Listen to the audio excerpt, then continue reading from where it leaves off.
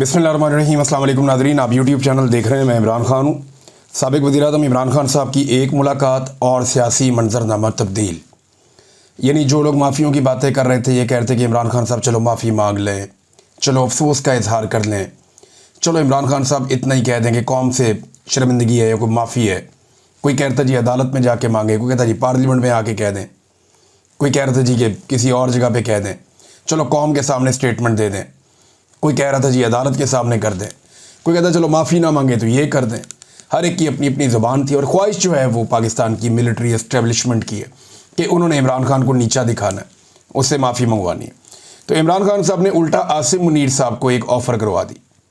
उन्होंने कहा जी आसिम मुनीर साहब मेरे से माफ़ी मांग लें, मैं माफ़ कर दूँगा। और ये एक बड़ी शानदार ऑफ़र है।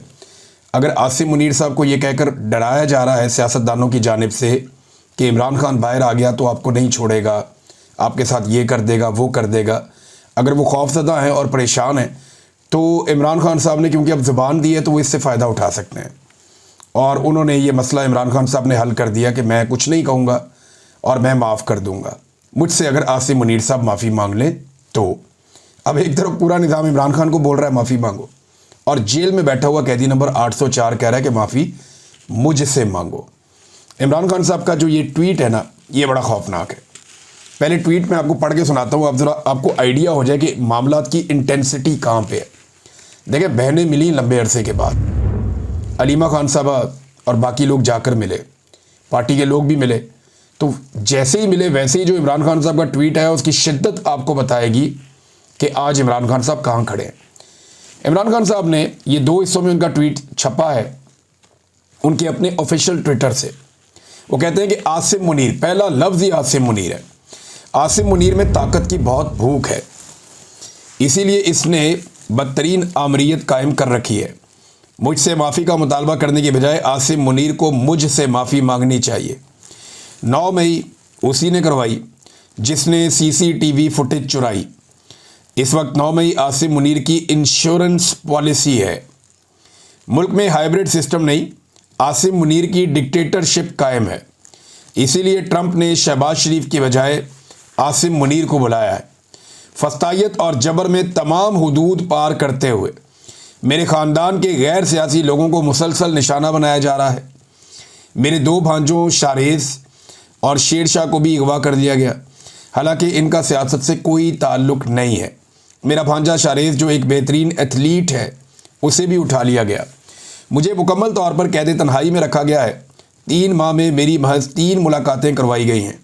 मेरे वकला और अहले खाना तक से मुलाकातें कई माह से रोक दी जाती हैं। ये सब कुछ मुझ पर दबाव डालने के लिए किया जा रहा है। मेरे साथ 8 माह से बुशरा बेगम को भी कैद तन्हाई में रखा गया है। ऐसा सलूक औरतों के साथ पाकिस्तान की तारीख में कभी नहीं किया गया। याह्या खान ने भी ऐसा नहीं किया। फैसल बाडा जो एस्टेब्लिशमेंट का तर्जुमान है, उसने बुशरा बेगम के हवाले से बयानात दिए कि वो मुझसे अलहदगी इख्तियार कर लेंगी। बुशरा बेगम पर दबाव डाला गया कि मुझसे अलहदगी इख्तियार कर लें मगर वो मेरे साथ खड़ी है।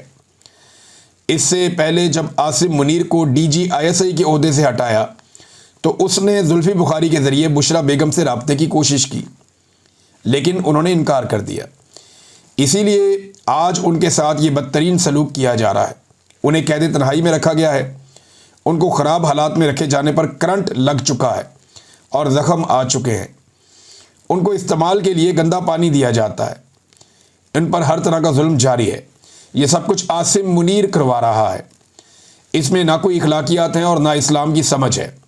आसिम मुनीर के लिए मेरा पैगाम है कि मुझ पर दबाव बढ़ाने के लिए चाहे मेरे ख़ानदान में से जिस मर्ज़ी को कैद में डाल दो, मैं ना झुकूँगा ना इस जुल्म को कबूल करूँगा।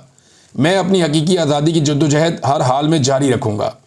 आसिम मुनीर पाकिस्तान के साथ वो कर रहा है जो मोहसिन नकवी ने क्रिकेट के साथ किया है।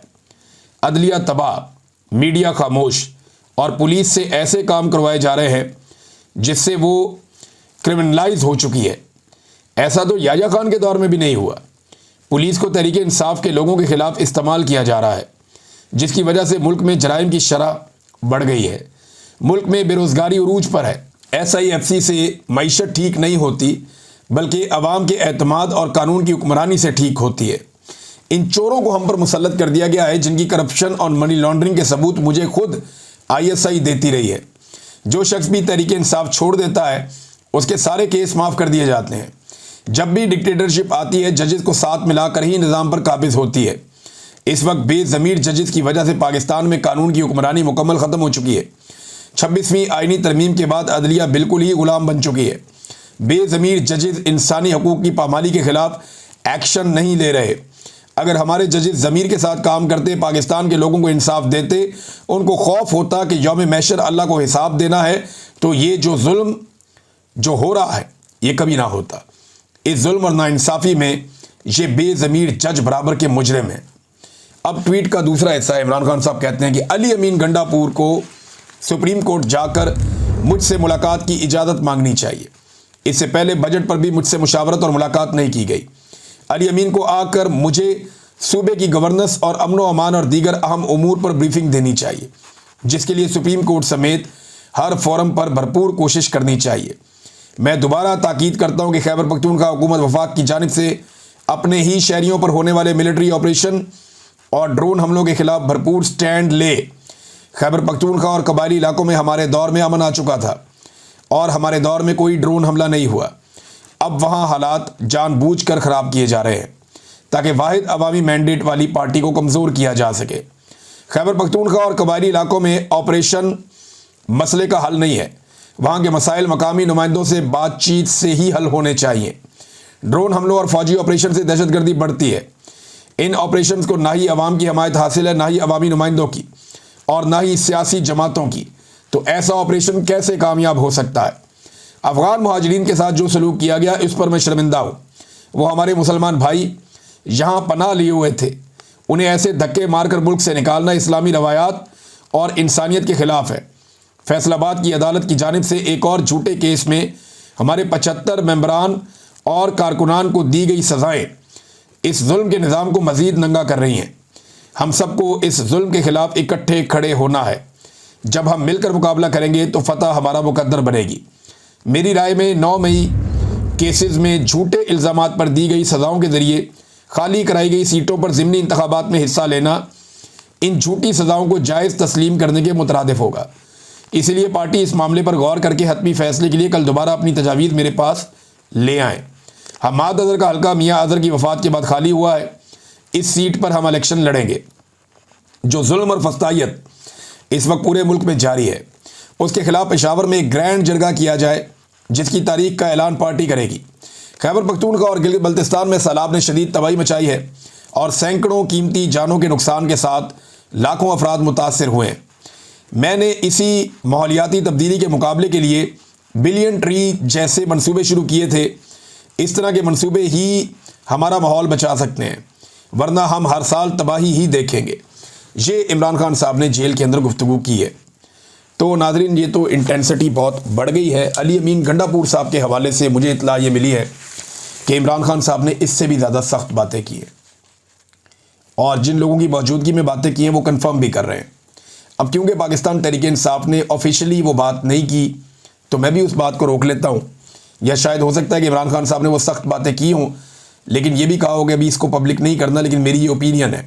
تو علی امین گنڈا پور صاحب کے حالات بہت پتلے ہیں۔ پارٹی کے اندر بھی کارکنان بھی ان سے ناراض ہیں اور پارٹی کے اندر ان کی فرسٹریشن نظر بھی آ رہی ہے۔ ابھی ایک آدھی اور بھی آڈیو ہوئی تھی، کسی کو گالیاں والیاں دے رہے تھے، تو وہ کسی کے ساتھ بھی، اور علی امین گنڈا پور کے اندر ایک فرسٹریشن، ایک غصہ اور ایک تکبر بھی دکھائی دے رہا ہے۔ یہ جو تکبر ہوتا ہے نا، یہ بڑی خوفناک چیز ہوتی ہے۔ جب بھی کبھی آپ غرور کرتے ہیں، تکبر کرتے ہیں، تو یہ اللہ رب العزت کو پسند نہیں ہوتا، تو پھر انسان کے زوال کا آغاز ہو جاتا ہے۔ اب تک کے لیے اتنا ہی۔ اپنا خیال رکھیے گا، اپنے اس چینل کا بھی۔ اللہ حافظ۔